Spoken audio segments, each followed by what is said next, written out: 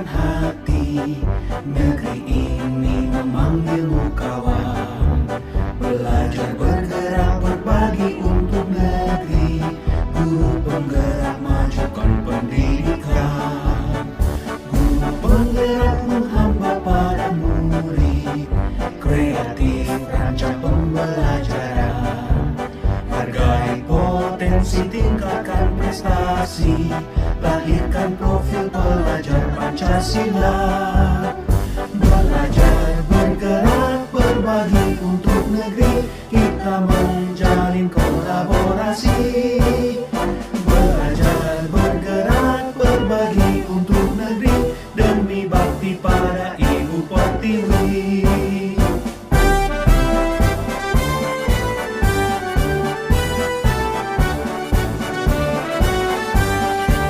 Ya, terima kasih banyak Pak Sri. Mungkin ada teman-teman yang lain bisa memberikan bagaimana sih sekolah yang kita inginkan atau sekolah yang kita akan capai ke depannya.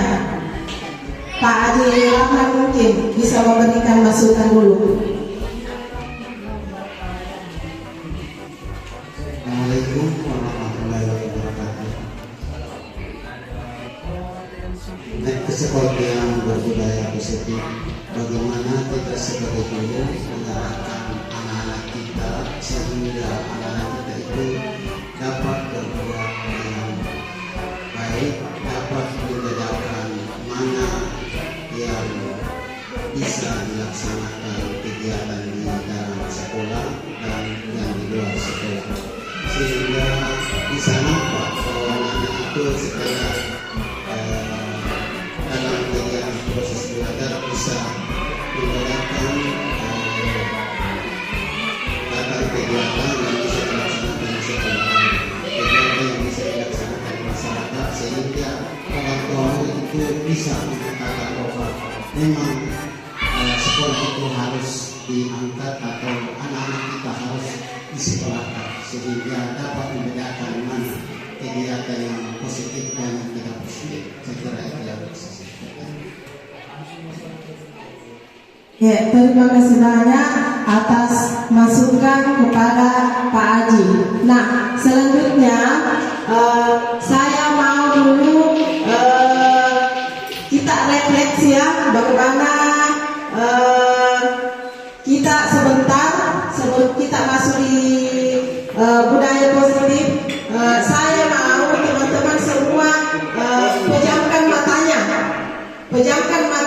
kemudian apa yang Anda rasakan. Ya, kita tutup dulu matanya, tutup matanya dulu beberapa menit. Setelah itu kita buka kembali. Kemudian setelah kita buka, apa yang kita rasakan? Ya, kita mulai tutup semua dulu matanya. Kemudian apa yang Anda rasakan?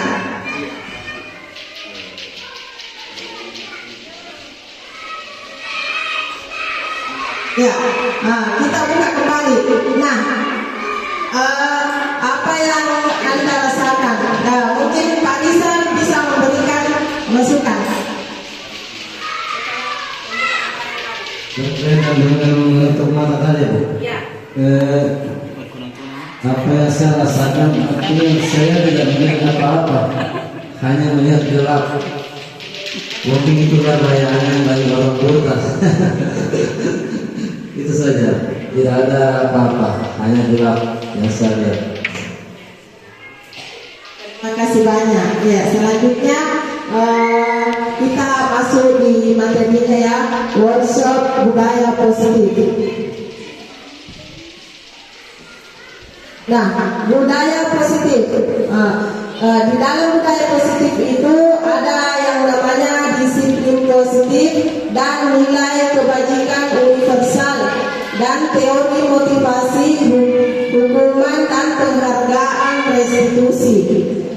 Keyakinan kelas, ya, di mana keyakinan kelas itu kebutuhan dasar manusia dan dunia yang berkualitas. Yang selanjutnya restitusi. Ada 5 posisi kontrol di dalam restitusi, segitiga restitusi ya. Kita lanjut. Nah, restitusi, apa itu restitusi? Ya, ketika murid Anda melakukan kesalahan, tindakan mana yang akan Anda lakukan? Ya, ketika murid itu melakukan kesalahan, jadi tindakan apa yang harus kita lakukan? Ya, yang pertama menunjukkan kesalahannya. Yang kedua mengatakan kamu seharusnya tahu bagaimana kamu seharusnya bertindak. Mengingatkan murid Anda akan kesalahannya yang sama di waktu sebelumnya. Ya, mengkritik dan mendiamkannya. Bertanya kepadanya, kenapa kamu melakukan sesuatu yang harus tidak kamu lakukan? Misalnya, ada berita dilarang main bola, tapi itu anak-anak masih tetap main bola. Berarti kita panggil secara baik, baru ditanya, bilang nak, kenapa kita tetap melakukan kesalahan pada saat sudah ditegur, ya?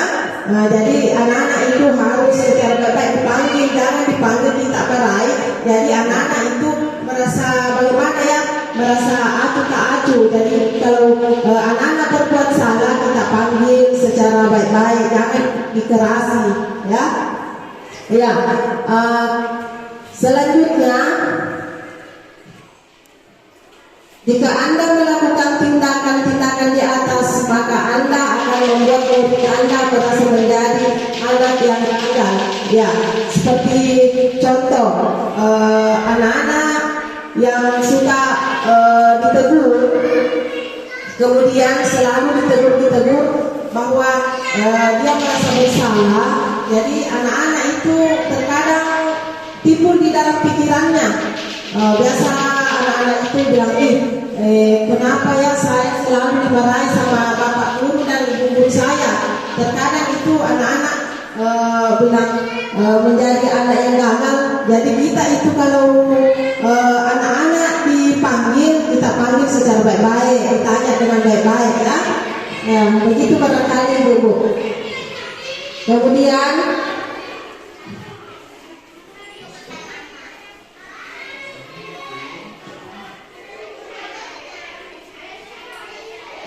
ya, pengertian apakah itu restitusi?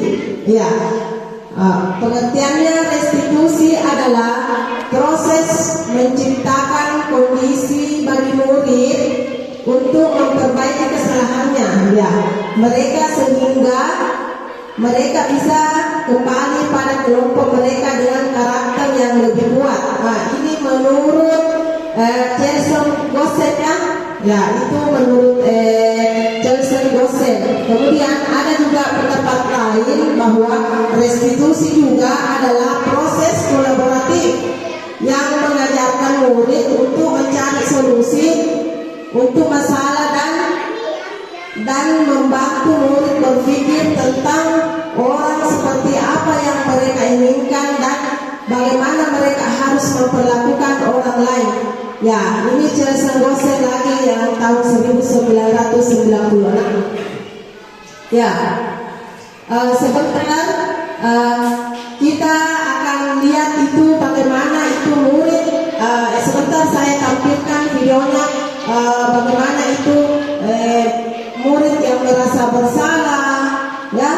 Yang kita lihat ini bagian kedua, ciri-ciri restitusi. Nah, di mana ciri-ciri restitusi yang di atas adalah restitusi bukan untuk menebus kesalahan, namun untuk belajar dari kesalahan. Ya, itu ciri-cirinya restitusi. Kemudian restitusi memperbaiki hubungan. Ya, restitusi adalah tawaran, bukan paksaan. Ya, restitusi menuntut untuk melihat ke dalam diri. Restitusi mencari kebutuhan dasar, mendasari tindakan restitusi diri adalah cara yang paling baik. Ya, itulah ciri-ciri tadi yang di atas restitusi, ya. Baiklah, saya akan menampilkan dulu videonya, ya.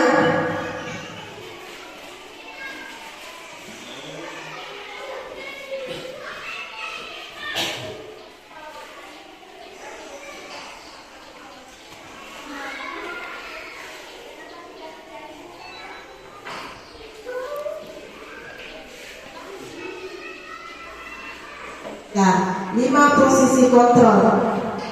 Dia Samsiati.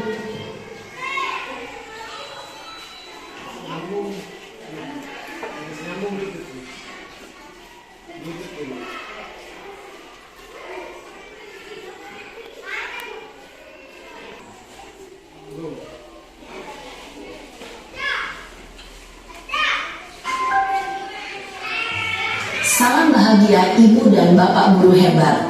Dalam penerapan disiplin positif restitusi, salah satu program yang dikembangkan adalah 5 posisi kontrol. 5 posisi kontrol dalam restitusi adalah proses perjalanan seorang pendidik agar dapat mengenali dirinya. Pada video kali ini, kita akan membahas tentang 5 posisi kontrol yang dikembangkan oleh Diane Goshen dan contoh penerapannya.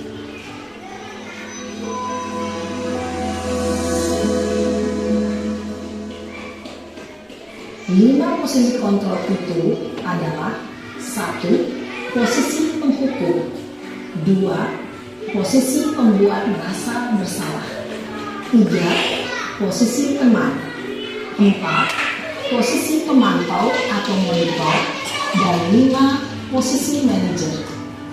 Untuk lebih memahami kelima posisi tersebut, mari kita saksikan kasus Naren yang terlambat hadir 20 menit di sekolah dan melihat bagaimana kelima posisi kontrol dalam menghadapi masalah tersebut.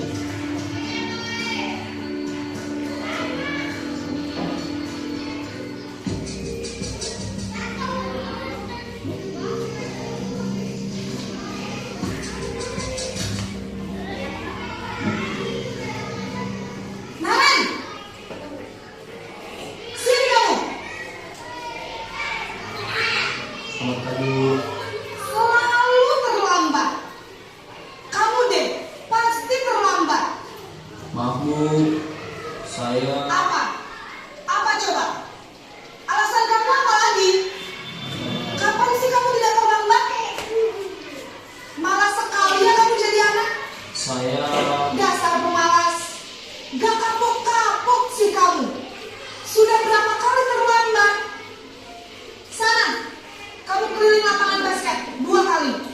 Kenapa saya harus ke lapangan basket Bu? Kenapa? Kamu melawan ibu. Berani-beraninya jawab. Sudah terlambat, masih berani jawab pula. Sekarang, keliling lapangan basket 5 kali sekalian. Biar kapok. Cepat. Pergi sana ke lapangan basket. Posisi penghukum biasanya berbicara dengan nada tinggi, menghardik, menunjuk-nunjuk, menyakiti, dan menyindir. Hukuman bisa berupa fisik maupun psikis. Ibu dan Bapak guru hebat, dampak yang terjadi pada murid ketika guru berada pada posisi penghukum adalah murid cenderung akan memberontak, bahkan menyimpan dendam.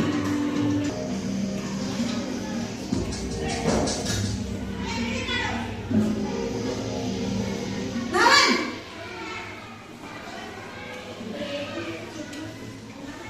Selamat pagi Bu. Naren. Kamu kenapa terlambat lagi, nak? Ya Tuhan, Naren. Kamu senang ya bikin ibu susah ya? Kalau kamu terlambat lagi, nanti ibu yang ditegur bapak kepala sekolah, nak. Disangka ibu tidak bisa membina kamu. Duh, gimana ini? Maaf Bu. Duh, Gusti Naren. Kamu suka ya kalau ibu ditegur bapak kepala sekolah? Coba. Maaf Bu. Maaf sekali. Ya sudah, lain kali jangan bikin ibu susah lagi ya, nak ya. Kamu tidak akan pernah lagi kalau kamu begini terus. Bisa jantungan kalau ibu ditegur bapak kepala sekolah. Sana cepat, kelas. Maaf ya Bu. Maaf sekali. Posisi membuat rasa bersalah berbicara dengan nada tenang, cenderung lembut, namun kata-kata yang diutarakan membuat murid merasa menjadi orang yang gagal, memandang buruk dirinya sendiri, merasa tidak berharga, dan tidak sanggup membahagiakan orang lain. guru mengambil posisi pembuat rasa bersalah, murid akan menganggap dirinya yang bersalah dan ia akan menyimpan emosi negatif tersebut di dalam dirinya.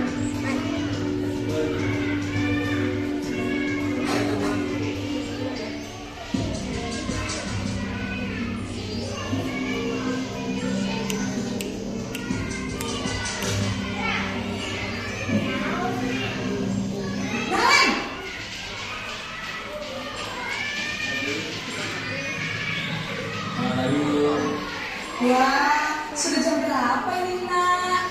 Terlambat lagi ya sayang. Iya bu, habis ibu saya ibu bangunkan saya bu. Kamu malah menyalahkan ibu kamu. Kamu bukannya anak yang paling kencang. Kok terlambat sih? Iya bu, saya mau banget bangun tadi. Jadi biarpun saya kencang, tetap gak kejar bu. Ya sudah sana, nanti lain kali larinya lebih kencang lagi ya. Biar gak terlambat lagi. Bikin senang ibu, demi ibu. Bisa kan? Bisa lah bu. Ya sudah sana masuk kelas. Ibu beresin urusan absen kamu. Kamu ini ada-ada saja. Dalam posisi teman, guru berbicara dengan nada suara ramah, akrab, cenderung bersendah gurau untuk menjaga suasana tetap santai. Murid akan merasa senang, aman, dan akrab dengan guru. Identitas yang tercipta adalah identitas sukses atau berhasil. Namun, perlu diingat, karena ini masih berulang eksternal, maka ada faktor ketergantungan dari murid kepada orang tertentu. Di sini guru absennya, sehingga di lain waktu murid bisa berperilaku baik, namun hanya kepada orang-orang tertentu saja. Selanjutnya posisi pemantau atau monitor.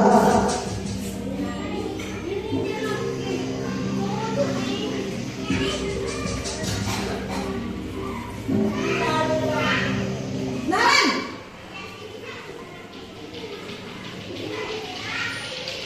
Selamat pagi bu. Naren, apa peraturan sekolah kita tentang jam berapa kita harus masuk sekolah, nak?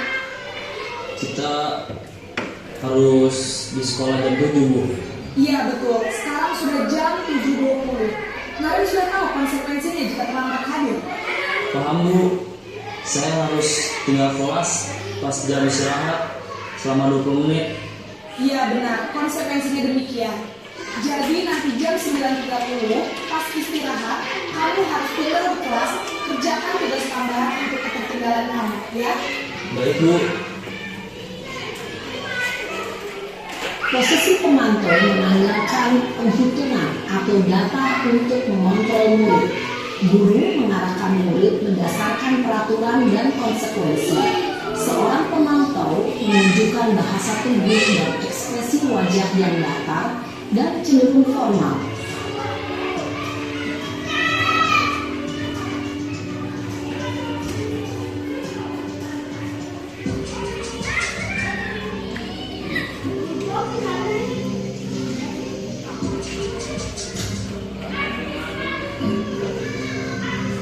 Naren!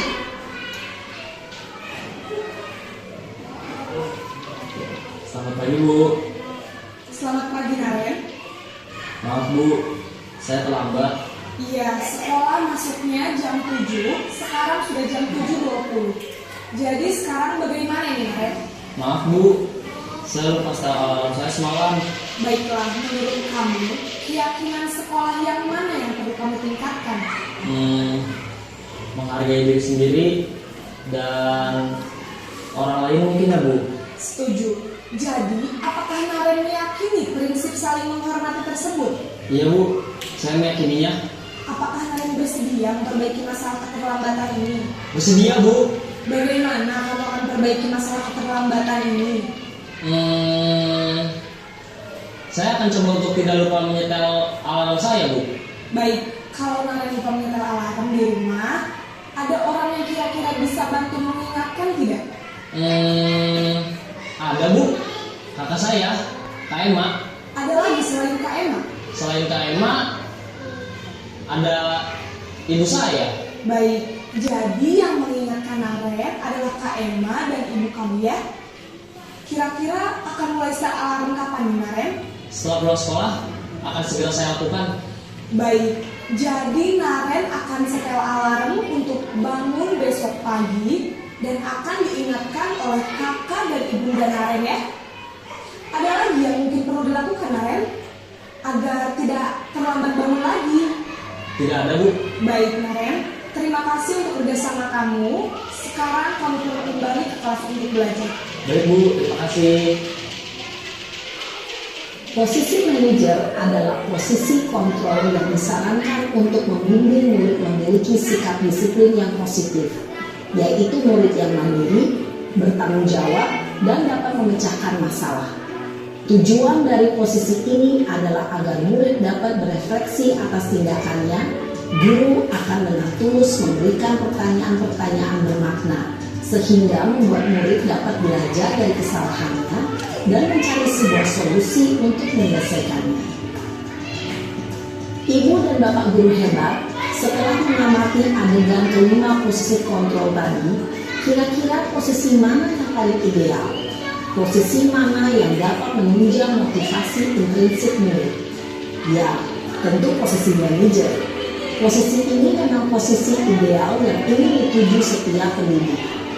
Pada posisi inilah, guru dapat menerapkan disiplin positif yang berpihak pada murid, yang memerdekakan murid.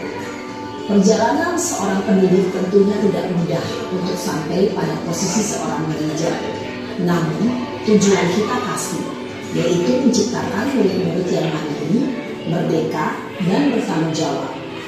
Semoga penggambaran 5 posisi kontrol yang telah diperlihatkan ini dapat menjadi ajang refleksi bagi kita semua, agar dapat terus mengasah dan menerapkan disiplin positif yang memerdekakan murid. Mari terus berlatih dan bersemangat. Selamat menerapkan.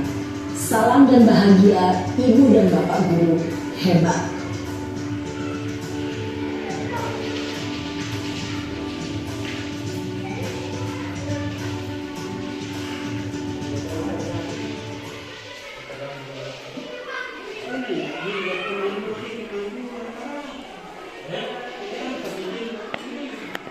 Tadi kelima posisi kontrol yang baru-baru saja kita tampilkan videonya ya.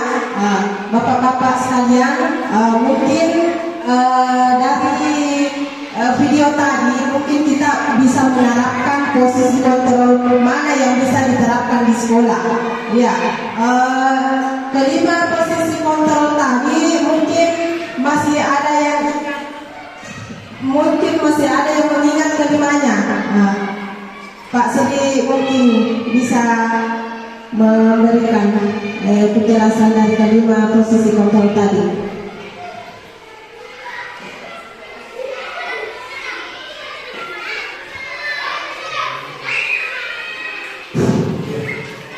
Tadi yang sudah kita amati, kita lihat video tadi itu ada 5 posisi kontrol. Yang pertama adalah posisi hukum, posisi teman, posisi pemantau monitor, dan posisi manajer. Nah, sebaiknya kita sebagai seorang guru, ya, kalau bisa betul-betul semakin tahu.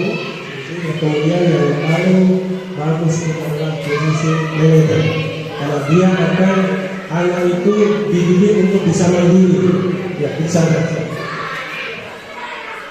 Ya, terima kasih banyak kepada Pak Sri yang dari kelima posisi kontrol tadi di atas yang diterapkan itu adalah posisi manajer ya untuk di sekolah. Ya, selanjutnya kita lihat lagi ciri-ciri restitusi ya, di mana di atas ciri-ciri restitusi itu ada 5. Yang pertama, restitusi fokus pada karakter bukan tindakan ya. Yang kedua, restitusi menguatkan. Yang ketiga, restitusi fokus pada solusi. Selanjutnya, restitusi mengembalikan murid yang berbuat salah pada kelompoknya. Ya. Ya, posisi penghukum. Nah, posisi penghukum kita tadi sudah lihat videonya yang di atas, kita sudah ditampilkan tadi. Kemudian ini ada sedikit penjelasannya, yaitu penghukum. Ya, posisi penghukum, seorang penghukum bisa menggunakan hukuman fisik maupun verbal. Orang-orang yang menjalankan posisi penghukum senantiasa mengatakan bahwa sekolah memerlukan sistem atau alat yang dapat lebih menekan murid lebih dalam lagi. Ya. Kemudian guru-guru yang menerapkan posisi penghukum akan berkata, patuhi aturan saya, atau awas. Ya, terkadang kita itu kepada murid, awas, jangan lagi main bola. Kalau kita berolahraga ya, sudah dilarang masih tetap main bola. Iya, kamu selalu saja salah, pasti selalu yang terakhir selesai. Seperti contoh, misalnya anak murid kita, dia yang paling belakang selesai pekerjaannya. Terkadang kita sebagai guru pasti kita bilang, dia bisa yang paling belakang selesai menulis, atau dia yang paling selesai tugasnya terakhir dikumpul. Ya, terkadang kita seperti itu, mengatakan seperti itu kepada peserta didik kita. Ya, guru seperti ini senantiasa percaya hanya ada satu cara agar pembelajaran bisa berhasil, yaitu cara dia ya. Nah, penghukum, kalau penghukum tadi suaranya itu agak tinggi nadanya. Kalau kita marah-marah bilang, pasti terlambat lagi. Kemudian selalu datang terlambat. Kapan bisa datang tepat waktu? Iya. Itu posisi penghukumnya. Tanyakan kepada diri Anda, bagaimana perasaan murid bila guru berbicara seperti itu pada saat muridnya datang terlambat. Ya, terkadang itu kita marahi murid kita, tapi terkadang dalam hati kita timbul merasa bersalah ya, selalu kita marahi murid. Hasilnya kemungkinan murid marah dan mendendam atau bersifat agresif. Bisa jadi sesudah kembali duduk, murid tersebut akan mencoret-coret bukunya atau meja ditulisnya, karena murid tersebut merasa jengkel tadi waktu dimarahi pada saat terlambat. Dan pas dia kembali ke tempat duduknya, dia berpikiran aneh-aneh, bilang, kenapa ya saya selalu dimarahi sama bapak guru atau ibu guru. Jadi terkadang itu murid timbullah pikiran-pikirannya yang malas belajar, ya, suka mengganggu temannya. Nah, begitu. Silakan masuk Pak. Ya, ini posisi kontrol pembuat merasa bersalah. Ya. Pada posisi ini biasanya guru akan bersuara lebih lembut, membuat merasa bersalah, akan menggunakan keheningan yang membuat orang lain merasa tidak nyaman, bersalah atau rendah diri. Kata-kata yang keluar dengan lembut akan seperti, ibu sangat kecewa sekali dengan kamu. Ya, berapa kali bapak harus memberikan kamu ya? Gimana coba kalau orang tua kamu tahu kamu berbuat begini?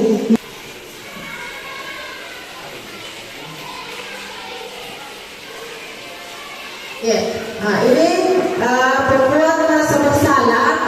Nada suara memeles, halus sedih, bahasa tubuh merapat pada anak lesu. Kamu ini bagaimana ya? Kamu sudah berjanji dengan ibu tidak akan terlambat lagi. Jadi ini nadanya sudah berubah dari nada yang tadi suaranya tinggi, kemudian rendah lagi ya.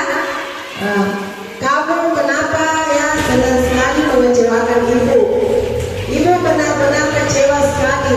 Bagaimana perasaan murid dengan jalur seperti cara ini. Ya, hasilnya murid akan merasa bersalah. Jadi itu murid tahu dirinya kalau kita panggil secara baik-baik, jadi kita tegur dia secara halus saja.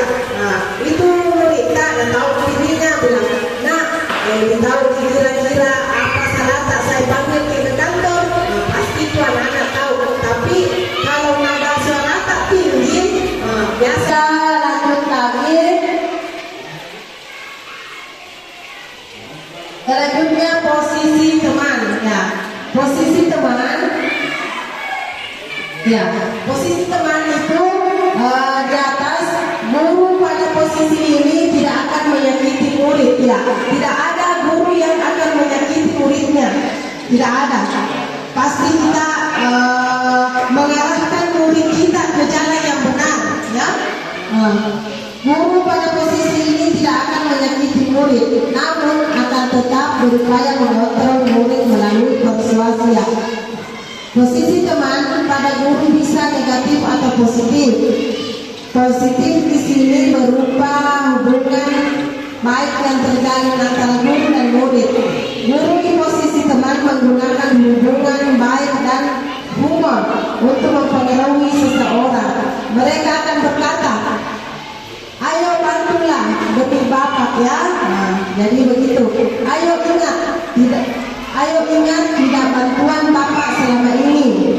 Ya, sudah kali ini tidak apa-apa. Nanti Ibu bantu bereskan. Hal negatif dari posisi teman adalah bila suatu saat guru tersebut tidak membantu, maka murid akan kecewa dan berkata, saya pikir Bapak Ibu teman saya. Murid merasa dikecewakan dan tidak mau lagi berusaha. Hal lain yang mungkin timbul adalah murid hanya akan bertindak untuk guru tertentu dan tidak untuk guru lain. Jadi terkadang itu ada anak-anak kita menilai juga gurunya bahwa itu sering tak marahin jadi jangan dipedulikan. Jadi terkadang itu ada anak-anak juga pintar menilai gurunya, bila sedikit-sedikit saya dimarahi lagi. Nah, jadi itu anak-anak terkadang baik itu guruku tidak pernah kena marahi. Itu murid akan merasa senang. Jadi itu akan berita kalau di manja-manja juga atau di sanjung-sanjung dipanggil secara baik, murid juga akan merasa senang dan bangga ya dengan akrab dengan gurunya. Jadi itu anak-anak selalu dekat sama kita ya selalu dekat sama kita. Ini termasuk dampak yang positif. Hanya saja di sisi negatif, murid menjadi tergantung pada murid ya. Jadi itu murid kalau dikasih begini selalu juga tergantung sama kita. Sedikit-sedikit ada anunya melapor sama kita, sedikit-sedikit melapor. Bukan, itu selalu tergantung temanku, selalu begini. Iya.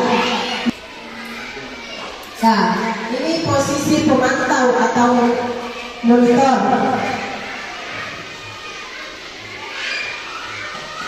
Ya, di mana posisi pemantau berarti mengawasi. Jadi posisi pemantau itu sama halnya kita awasi anak-anak.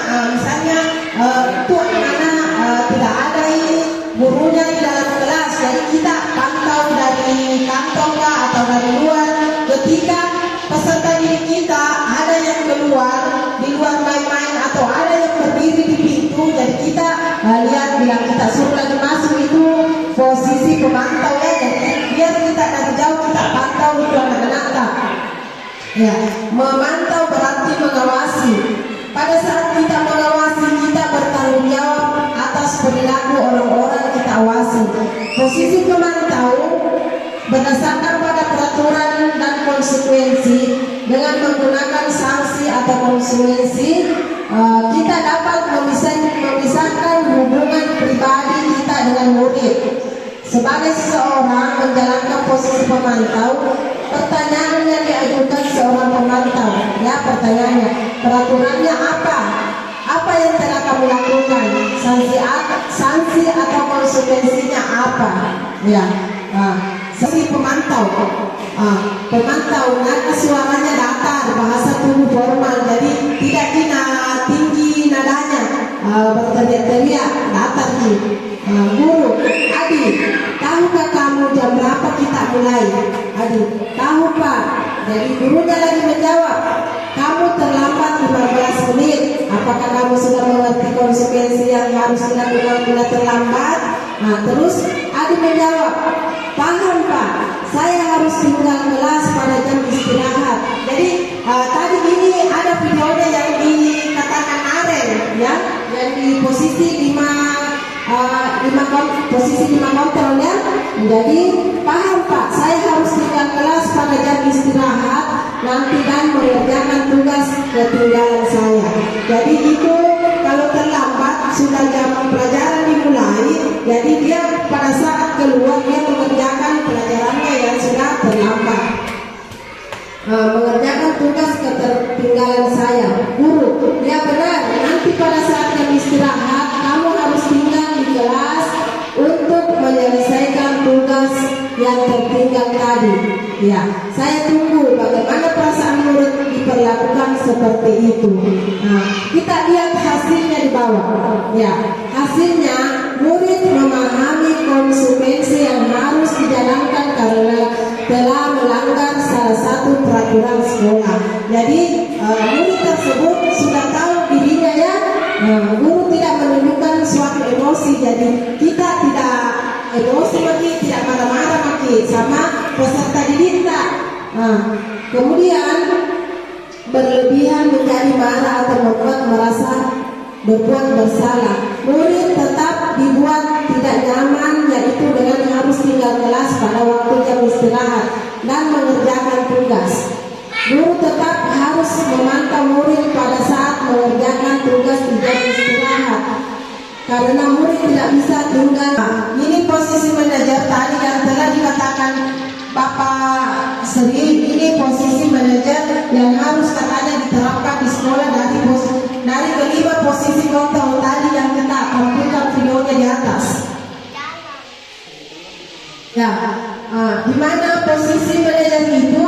Posisi terakhirnya, posisi manajer adalah posisi di mana guru berbuat sesuatu bersama dengan muridnya, mempersilahkan murid mempertanggungjawabkan perilakunya, menunggu murid agar dapat menemukan solusi di atas permasalahan sendiri, ya.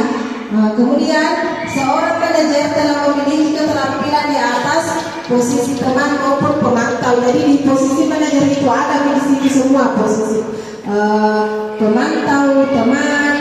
Dengan demikian bisa jadi waktu-waktu tertentu kembali kepada posisi tersebut bila diperlukan.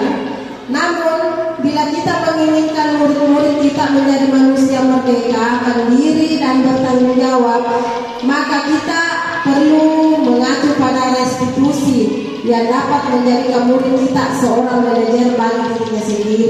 Iya, jadi itu yang kita terapkan, ya, posisi manajer. Kita lanjut lagi di penjelasan di bawah. Ya, tuh.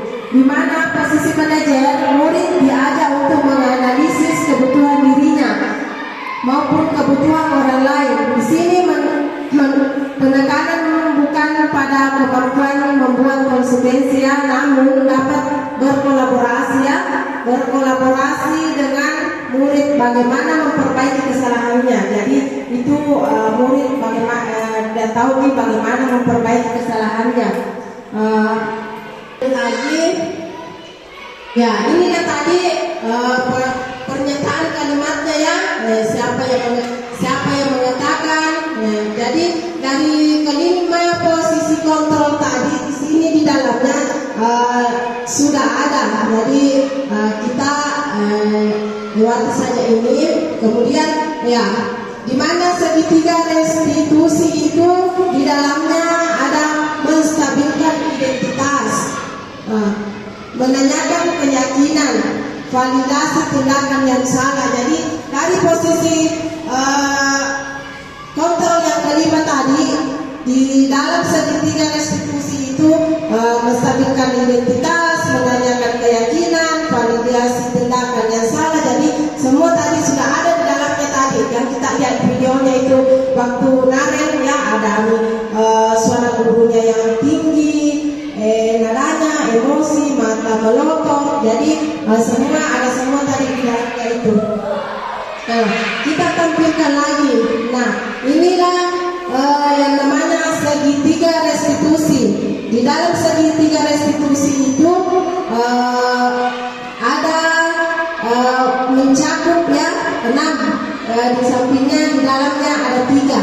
yang pertama tadi itu menstabilkan identitas.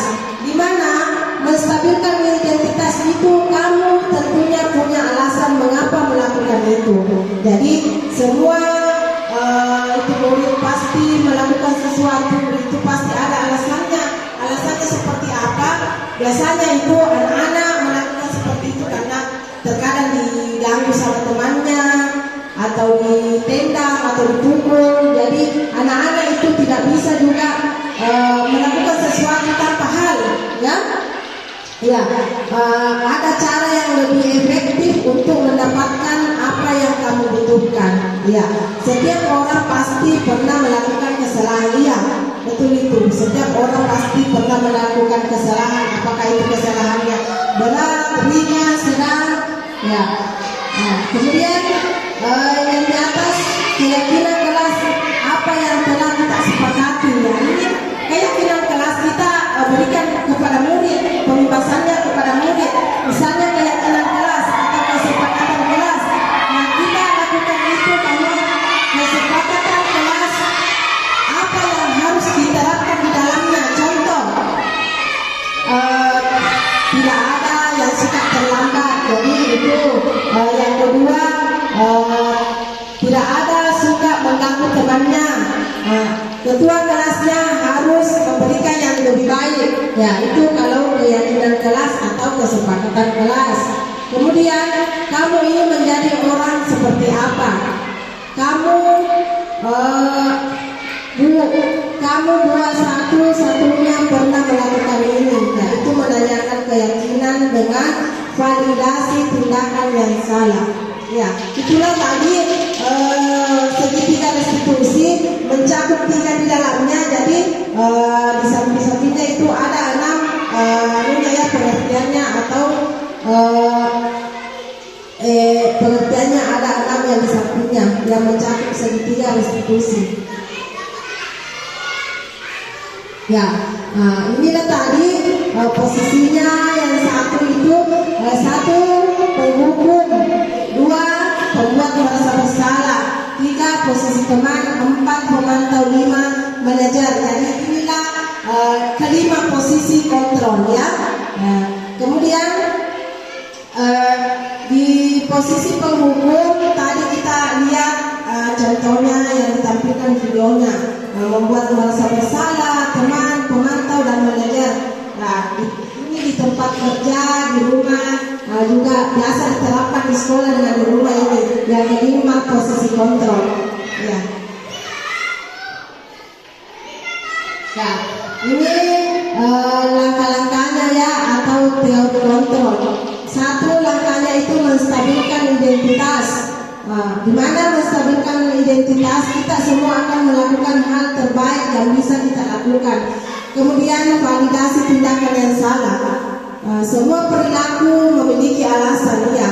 Tidak mungkin kita atau diri sendiri kita atau anak-anak kita melakukan kesalahan tanpa ada suatu hal, ya. Yang ketiga menanyakan keyakinan. Kita semua memiliki motivasi internal, ya. Jadi ketika strategi tersebut dipresentasikan dalam 3 sisi segitiga restitusi, langkah-langkah tersebut tidak harus dilakukan satu persatu secara kaku, ya.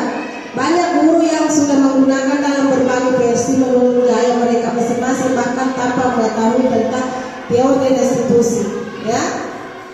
Ya, kita lanjut. Ya, ini praktik segitiga restitusi, ya. Ini praktiknya ada contoh dan gambarnya di atas. Kita tampilkan dulu keyakinan kelas, ya, sebelum kita akhiri.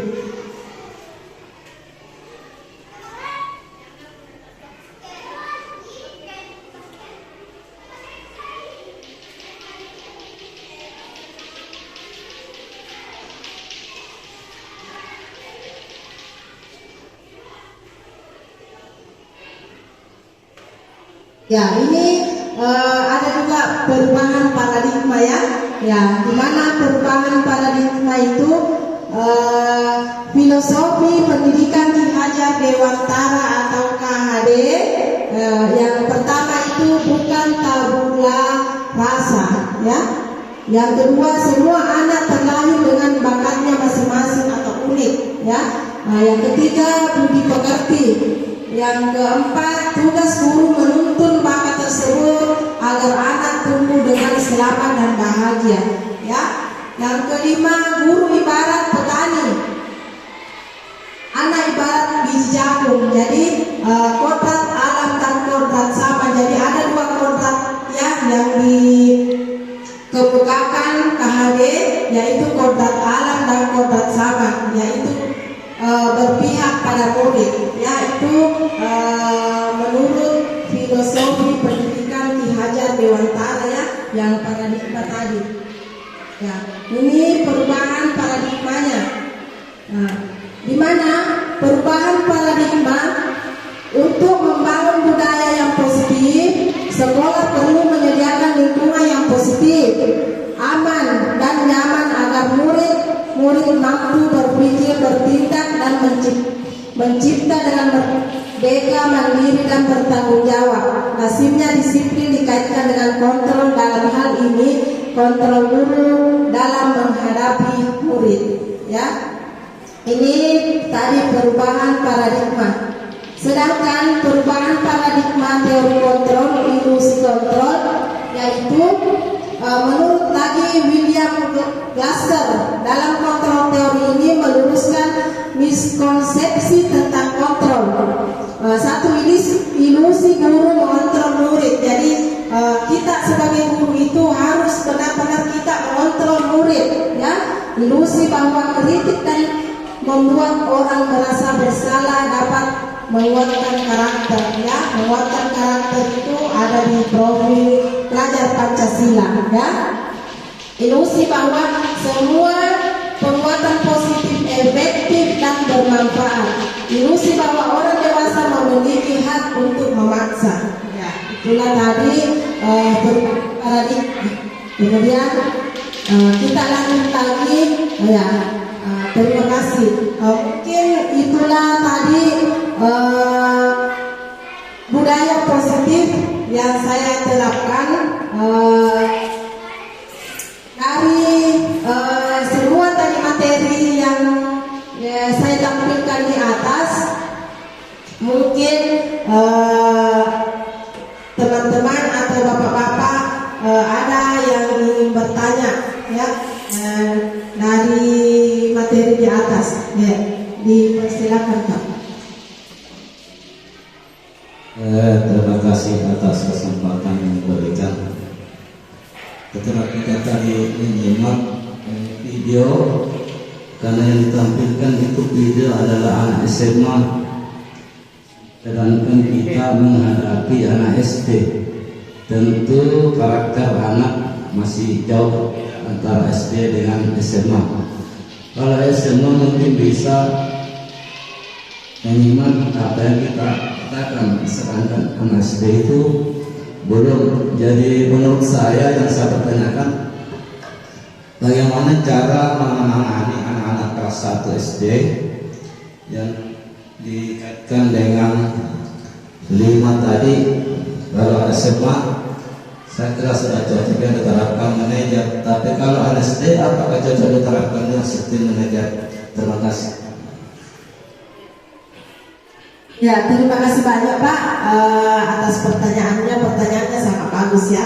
Ya, di mana kelima tadi posisi kontrol yang kita tampilkan videonya, mungkin Bapak bisa mengerti bahwa anak SMA sudah bisa dikasih pengertian, ya. Sedangkan anak SD yang kelas 1 sebagai pemula mungkin agak susah dikasih pemahaman. Misalnya kalau suka mengganggu temannya apa, ya, sangat sulit untuk dikasih pengertian. Nah, jadi kelima posisi kontrol tersebut, ya, kita terapkan di sekolah, yaitu posisi manajer, ya, Pak. Yang paling bagus di situ, karena tidak mungkin kita yang lain itu karena sudah suka marah, posisi nada suaranya tinggi, mata melotot, sudah menunjuk. Jadi secara baik baiknya Pak, itu kalau anak kelas 1 kita terapkan posisi manajer,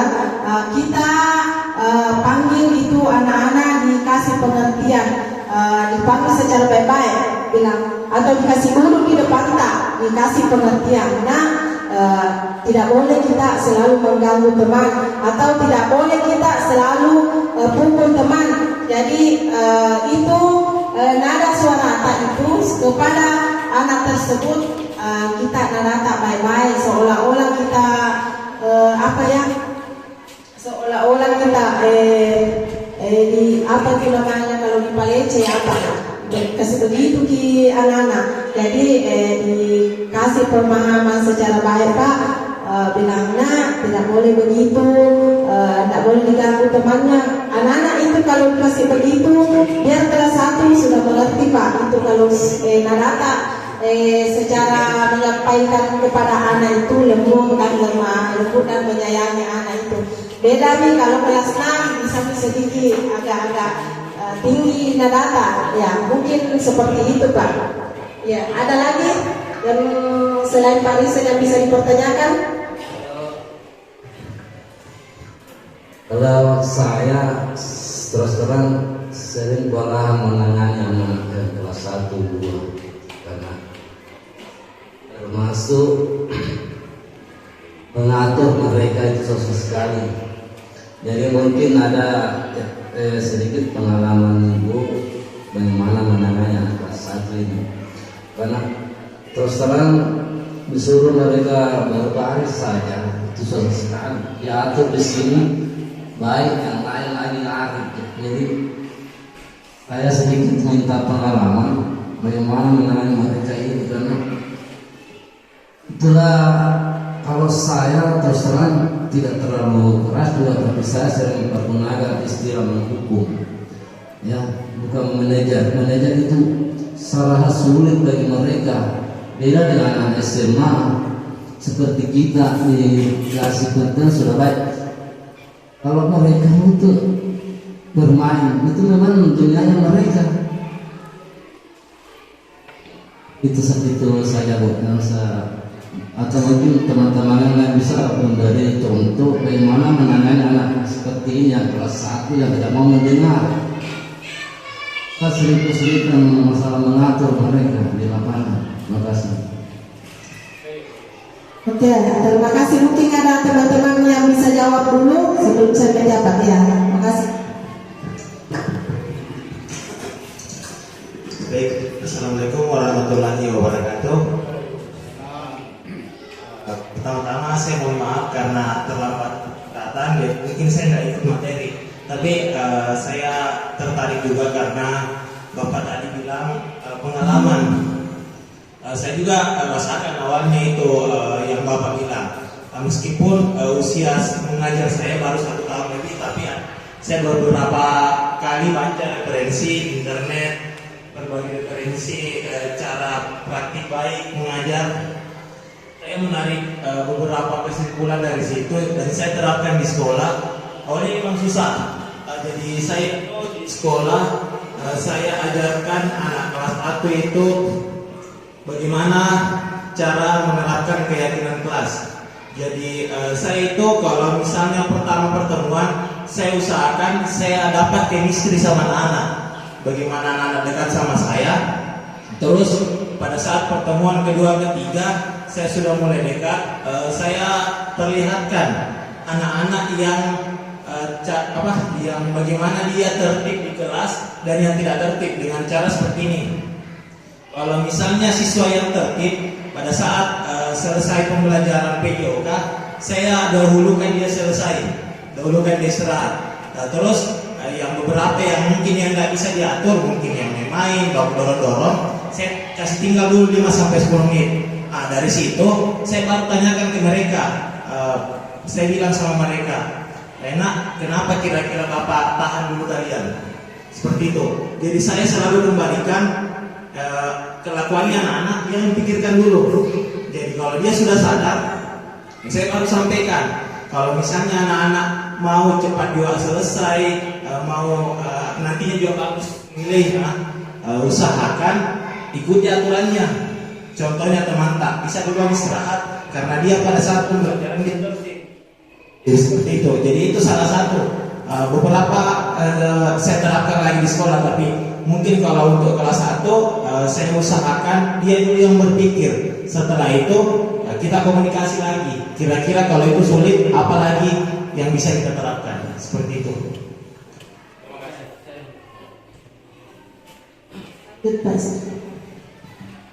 Assalamualaikum warahmatullahi wabarakatuh.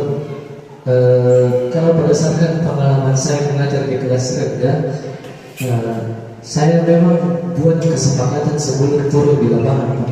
Jadi saya buat kesepakatan sama siswa anak-anak bahwa kita di lapangan punya aturan, kita punya kesepakatan bersama, bukan Pak Guru yang bikin aturannya, tapi kita semua sepakat bahwa aturan ini harus kita sepakati, dan ketika dilanggar kita harus bertanggung jawab dengan konsekuensinya. Aturan itu sederhana, Pak. Kalau ada anak yang mengganggu proses pembelajaran, saya masuk ke dalam kelas. Kan dasarnya ini anak rendah kelas 1, 2, 3 ini, Pak. Maaf, berarti itu kan termasuk menghukum anak-anak lain. Saya selesaikan dulu tadi. Kan kelas 1, 2, 3 umumnya anak SD itu kan dia makhluk homologis, maksudnya makhluk bermain. Dia itu kan kalau kita olahraga kita cuma bermain, Pak. Saya tanamkan memang di pikirannya anak-anak bahwa kalau mata pelajaran olahraga yang kita lakukan hanya bermain sesuai apa yang permainan, sesuai dengan apa materi yang akan kita pelajari hari itu. Jadi tertanam di pikirannya anak-anak bahwa kalau kita olahraga kita main-main sih. Kalau tidak ikuti permainan apa yang Pak Guru kasih, tidak ikut main, kasih masuk dalam kelas, tidak diyakini dari jendela. Nah, kalau ada anak-anak yang begitu, Pak, saya pesan karena 3 kali bikin mengganggu sesuai dengan kesepakatan, yang masuk ke dalam kelas, dan nanti untuk tempat bermain di luar. Kalau yakin itu bermain di luar, challenge itu Pak di pintu biasanya. Nah, kalau agak lama nih panggil lagi keluar, pasti tidak itu. Karena kan kalau rasa nih nikmatnya maksudnya bermain dalam semua model-model permainan, pasti nyaman gitu, Pak. Nyaman pasti anak-anak. Selama itu ditanamkan memang di awal bahwa kalau kita olahraga yang kita lakukan cuma bermain, dan memang bermain sih. Ya saya rasa itu ya, Pak. Sekian ya.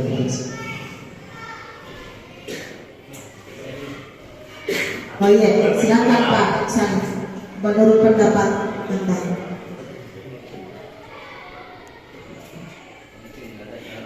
Halo. Ya, kalau saya itu dengan cara mendekatinya.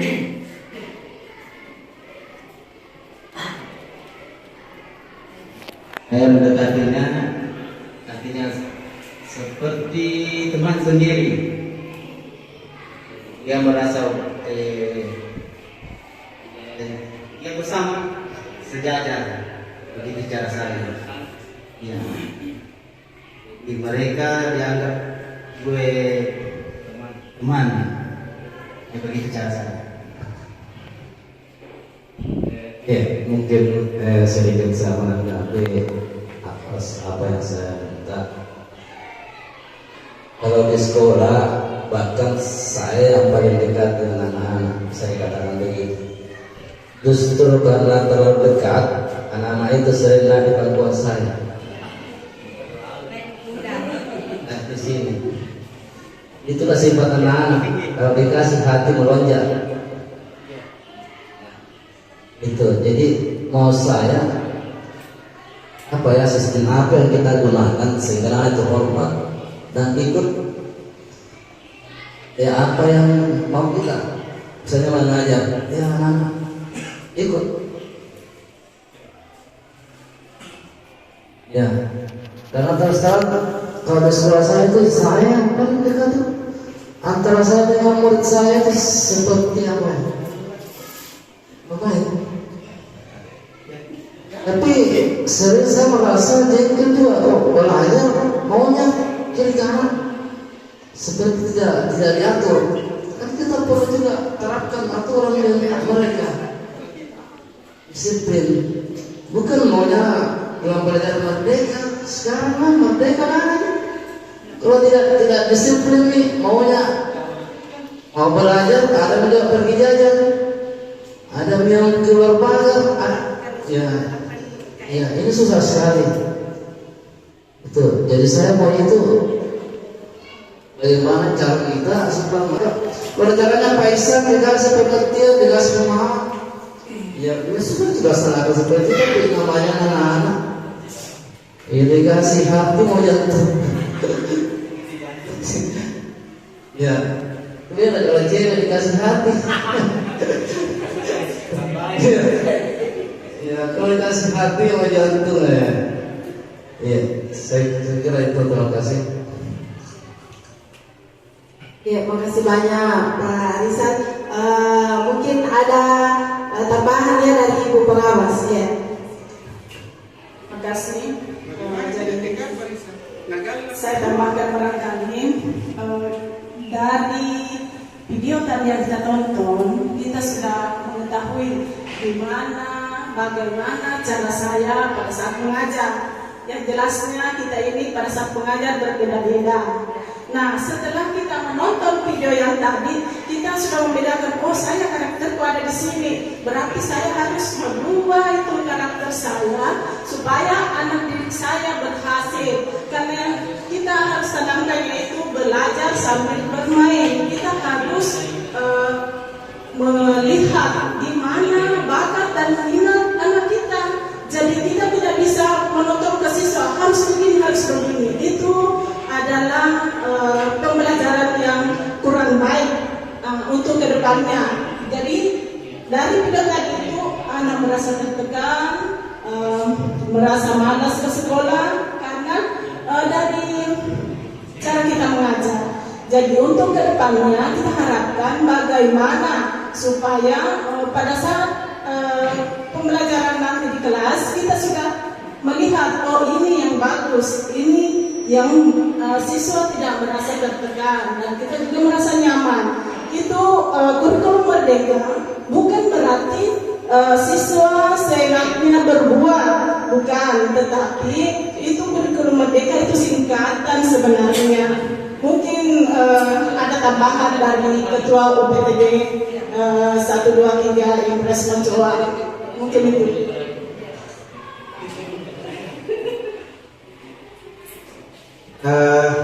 Terima kasih. Saya sebenarnya ranahnya belum terlalu bisa ngomong seperti itu karena terlanjur naik ke kepala UPTD, baru belum diterapkan kurikulum merdeka. Tetapi secara garis besarnya bahwa sebenarnya konsep yang diusung oleh kurikulum merdeka ini sendiri kita sudah lakukan selama ini. Cuma dalam penerapannya barangkali yang kurang tepat pada saat kita melakukan itu dan istilah-istilah yang digunakan. Kalau saya dengar tadi perbincangan sepintas, kalau pengalaman saya hanya berbicara pengalaman. Kalau Pak Risan katanya naik di pangkuannya, anak pelitnya. Kalau saya buat kesepakatan, kalau di dalam kurikulum merdeka itu katanya kesepakatan apa ya tadi? Kesepakatan kelas yang harus diciptakan. Kalau bahasa kasarnya perjanjian. Dan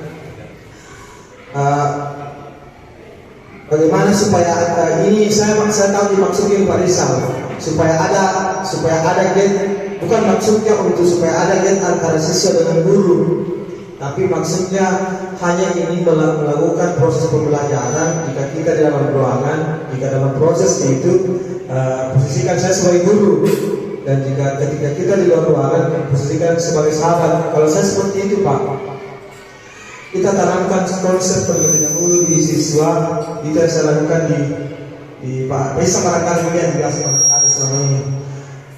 Kalau dalam kelas saya tanamkan konsepnya, kita buat kesepakatan kelas itu. Kalau tadi bukan kesepakatan kelas lagi, dirubah lagi dalam video bisa lihat, bukan lagi kesepakatan kelas. Kesepakatannya yaitu posisikan saya sebagai guru, orang tuamu di dalam kelas, kan? Kemudian kalau dalam di luar ruangan kita sebagai sahabat, tetapi sahabatnya tetap ada namanya, bukan kita jangan menceritakan semua jalan ya. Kita beritahu bahwa sahabat berbincang apa yang kita mau, begitu saja. Jadi kita tidak usah apa namanya, memang dilematis kita ini bisa dikata masa transisi di antara penjajahan reformasi ke merdeka kembali,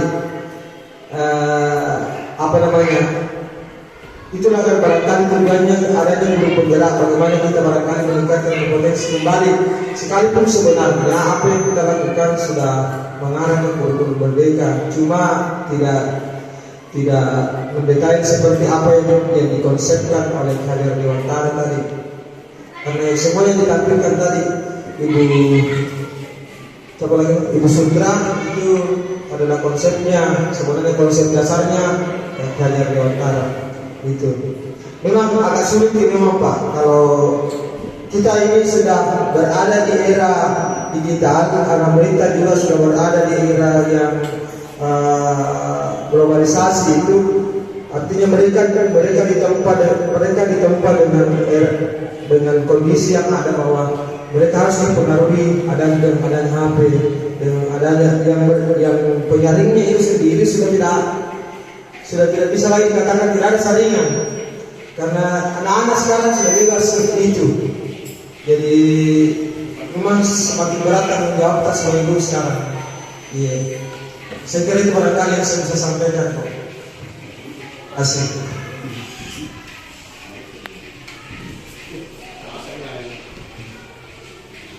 Ya, terima kasih banyak kepada Bapak Kepala UPTD-SDN 123 Presma Jawa dan Ibu pengawas kita.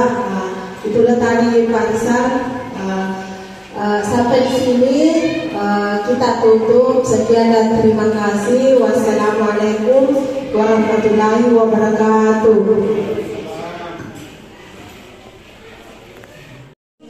Assalamualaikum warahmatullahi wabarakatuh. Waalaikumsalam warahmatullahi wabarakatuh. Ya, terima kasih untuk anak-anakku semua. Pada pagi ini kita masih diberi kesempatan dan kesehatan untuk belajar. Nah, bagaimana kabarnya? Baik. Ya, selanjutnya Ibu akan berikan materi yaitu keyakinan kelas. Ya, tentu anak-anakku semua sudah pernah mempelajari apa sih itu keyakinan kelas? Sudah pernah? Sudah? Sudah tidak dikasih tahu sama ibu wali kelas sebelumnya? Sudah. Jadi sudah pernah mempelajari, ya? Ya. Jadi di atas kita sudah lihat keyakinan kelas, ya? Kita lihat dulu. Keyakinan kelas, apa sih itu keyakinan kelas? Mengapa tidak peraturan saja? Mengapa harus keyakinan kelas? Yang pertama, mengapa kita memiliki peraturan harus menggunakan helm bila mengendarai kendaraan roda 2? Ada yang tahu tidak? Kenapa kita harus menggunakan helm kalau kita naik motor? Iya, supaya aman kalau kita apa? Misalnya contoh kalau kecelakaan jatuh di motor, ada helm berarti ada pengamannya, bukan langsung kepala yang tertutup. Iya.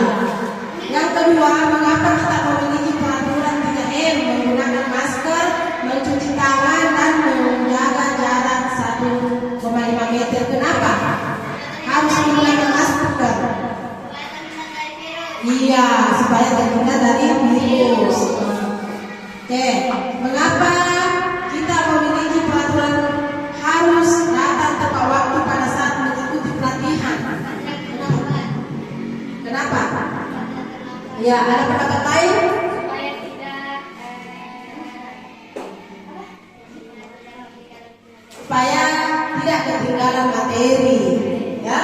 dilihat. Nah, selanjutnya untuk mendukung motivasi intrinsik kembali ke nilai-nilai keyakinan lebih menggerakkan seseorang dibandingkan mengikuti serangkaian peraturan. Begitu ya? Iya. Sekarang budaya positif.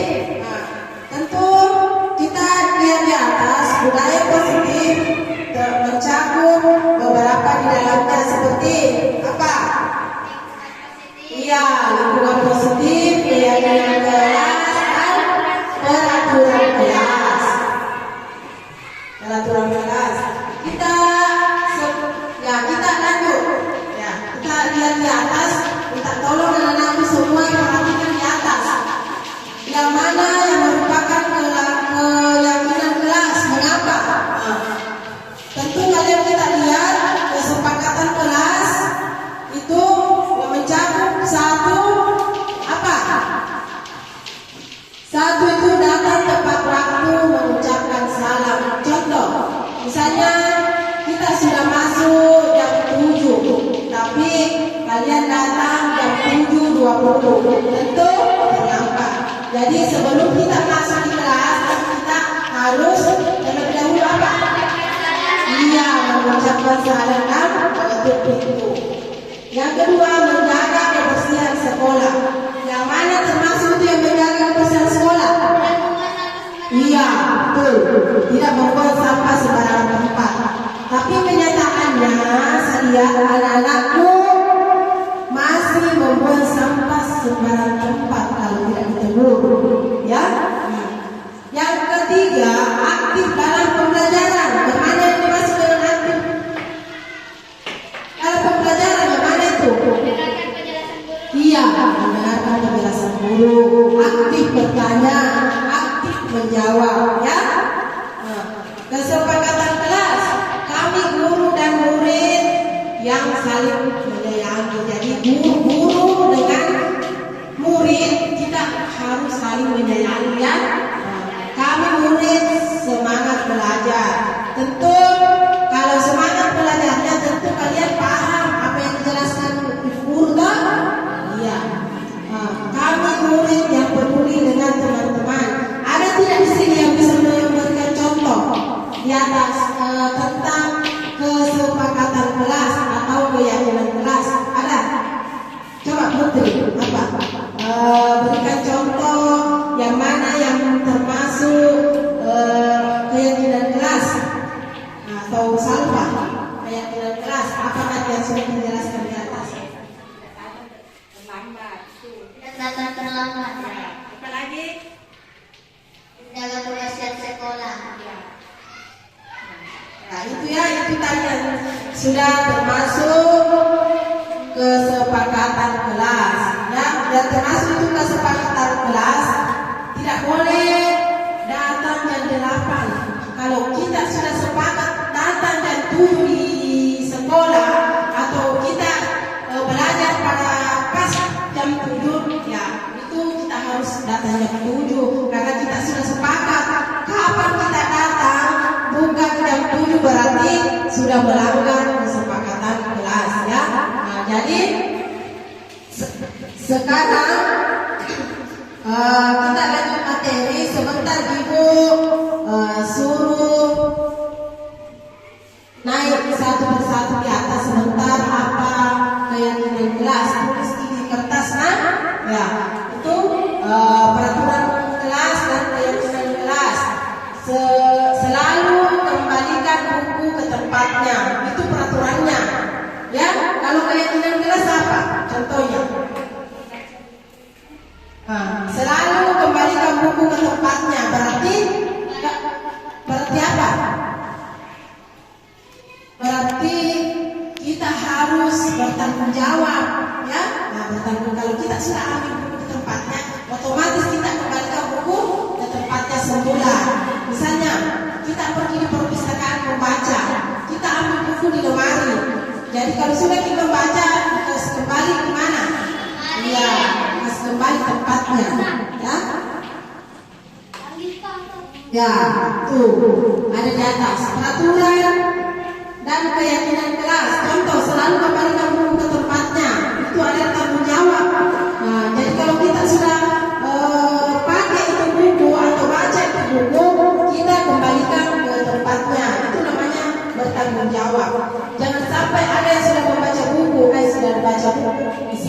begitu saja. Itu artinya bukan tanggung jawab ya.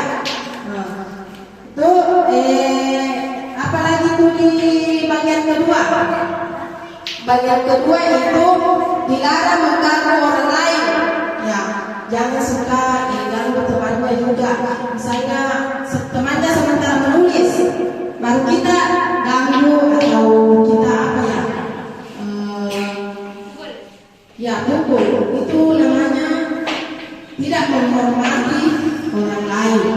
Ya, dilarang melakukan kekerasan, dilarang menggunakan narkoba. Ya, itu narkoba sangat tidak boleh digunakan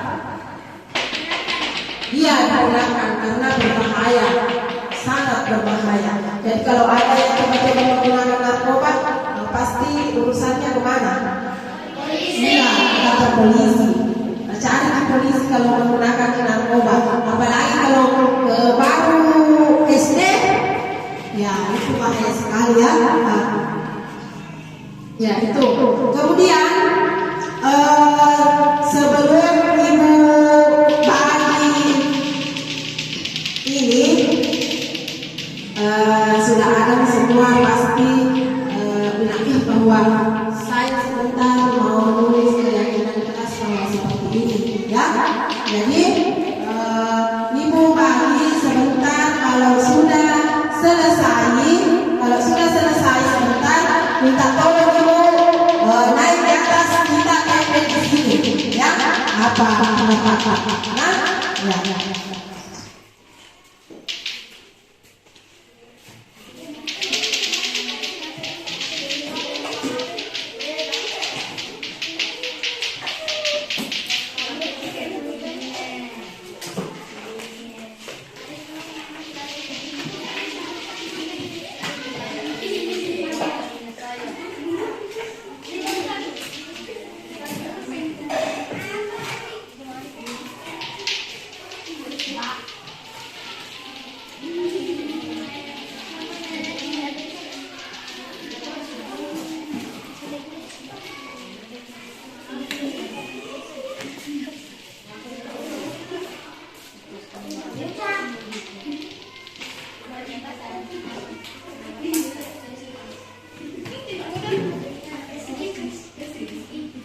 Ya, jadi silakan tulis keyakinan kelas di kelas 6. Kalau sudah selesai, kita langsung tempel saja di sini, ya.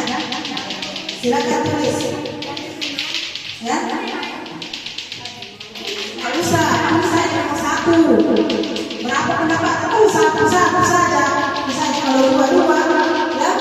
Pendapatan tentang keyakinan kelas. Apa sih itu keyakinan kelas? Ya kalian mengerti juga ya. Silakan Mbak.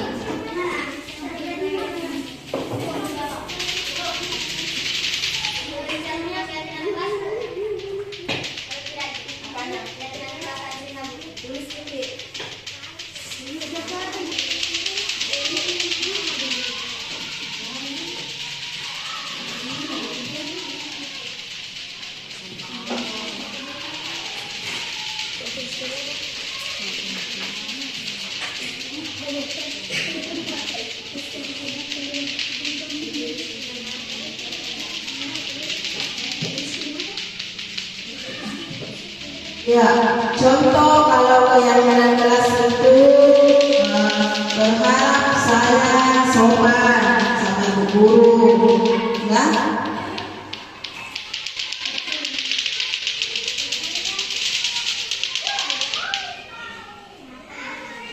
Ya, bekerja sama menjaga kebersihan kelas, itu keyakinan kelas itu.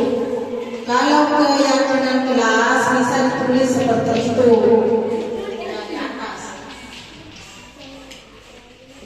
Tepat waktu dan aktif di dalam kelas. Ya itu bisa ditulis itu.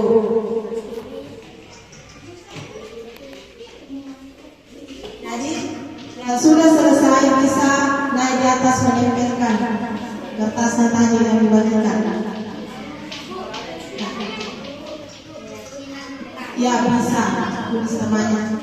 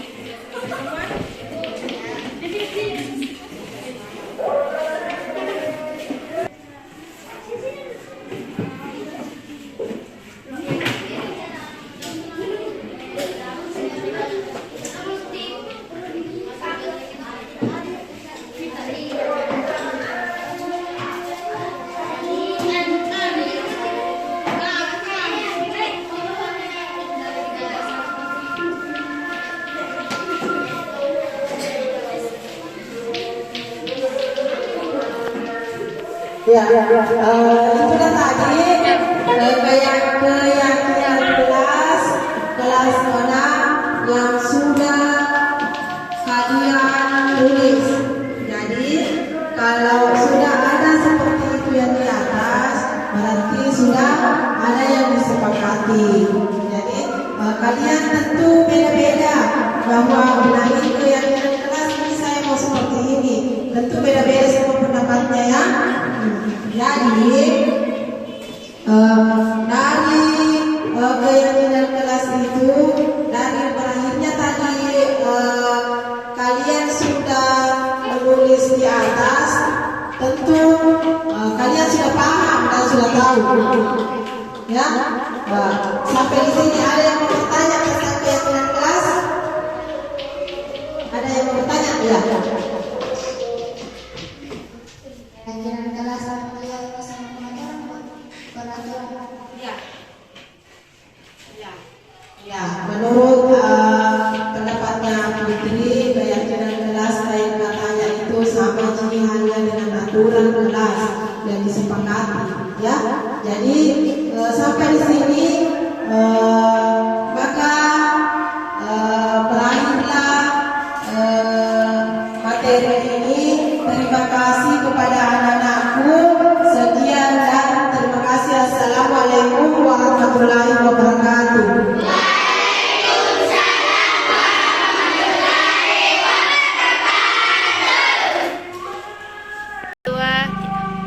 Assalamualaikum warahmatullahi wabarakatuh. Perkenalkan, nama saya Ibu Nisair. Saya adalah rekan sejawat dari teman saya Ibu Sutra SPD dan SDN 123 Manjuan.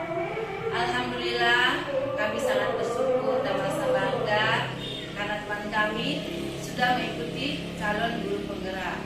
Di mana saya lihat teman kami itu sudah mulai banyak perubahan dalam memberikan materi-materi pelajaran kepada siswa-siswa. Mulai pengajarannya selalu bersifat berpusat kepada anak, berbagai metode-metode yang baik yang meningkatkan minat belajar anak sehingga anak selalu bersemangat dalam mengikuti pelajaran yang diberikan oleh rekan kami. Selain itu kami juga sangat termotivasi dengan aksi-aksi nyata yang diberikan oleh rekan kami Ibu Sutra, sehingga kami juga sehingga kami juga membangkitkan rasa keingintahuan, ingin belajar seperti apa yang dilaksanakan oleh rekan kami. Mungkin itu yang saya bisa berikan tanggapan saya kepada rekan kami Ibu Sutra. Assalamualaikum warahmatullahi wabarakatuh.